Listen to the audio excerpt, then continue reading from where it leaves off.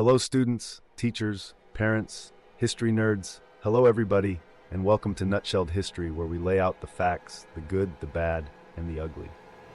We continue with our Modern World History series by looking at a new global conflict. Don't forget that there's a link for a fill-in-the-blank worksheet in the description.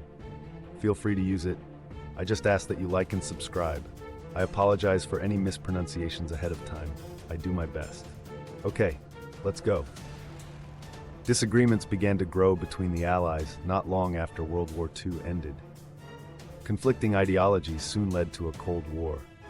This refers to the state of tension and hostility between the United States and the Soviet Union from 1946 to 1990. Soviet leader Stalin wanted to spread communism into Eastern Europe. He also wanted to create a buffer zone of friendly countries as a defense against Germany.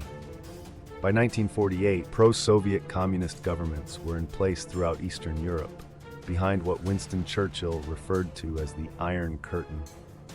When Stalin began to threaten Greece and Turkey, the United States outlined a policy called the Truman Doctrine. This policy meant that the United States would resist the spread of communism throughout the world. To strengthen democracies in Europe, the United States offered a massive aid package called the Marshall Plan.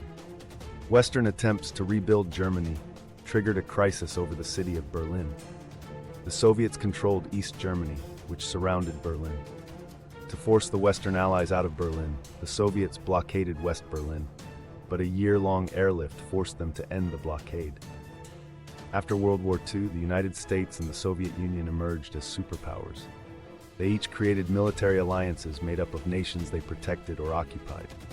The United States helped form the North Atlantic Treaty Organization, NATO, an alliance of Western European allies. The Soviet Union signed the Warsaw Pact with Eastern European countries.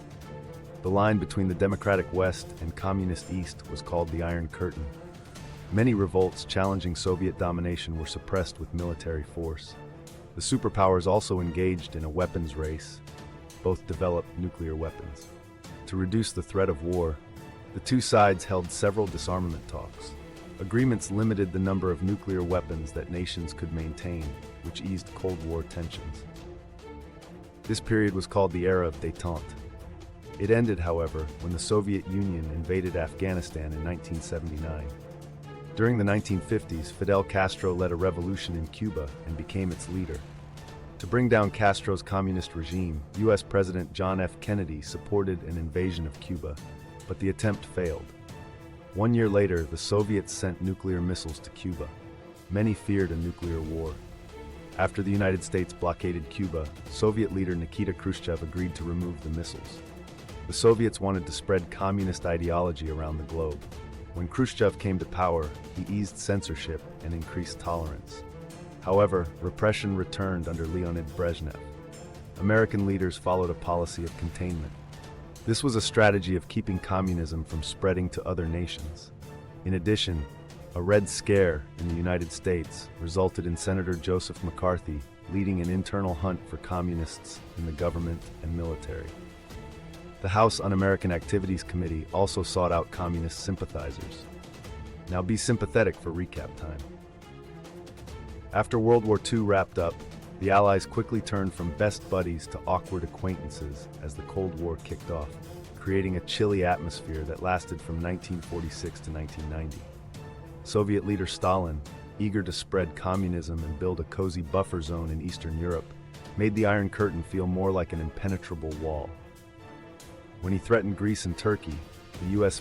decided it was time to draw a line in the sand with the Truman Doctrine, promising to play hardball against communism and throwing money at Europe through the Marshall Plan, all while tensions flared over Berlin. Think of it as the ultimate game of musical chairs with airlifts. By 1949, the US and its pals formed NATO, prompting the Soviets to create their own exclusive club, the Warsaw Pact. It was a match made in tension heaven, complete with a nuclear arms race that had everyone on the edge of their seats. The superpowers tried some détente, a fancy word for let's take a breather. But that fell apart when the Soviets decided to invade Afghanistan in 1979. Meanwhile, in Cuba, Fidel Castro was leading a revolution that had President Kennedy sweating bullets after a failed invasion, only for the missile drama to escalate when the Soviets cozied up to Castro and sparked a nuclear scare that made everyone wonder if they should just chill out. Back in the US, fears of communism had Senator McCarthy running around like a red scarecrow, hunting down supposed communists in government and military like it was a game of hide-and-seek gone rogue. There you have it, folks. That is a new global conflict nutshelled.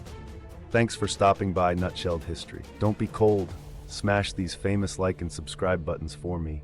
Tell me who does it in the comments down below. See y'all next time on Nutshelled History.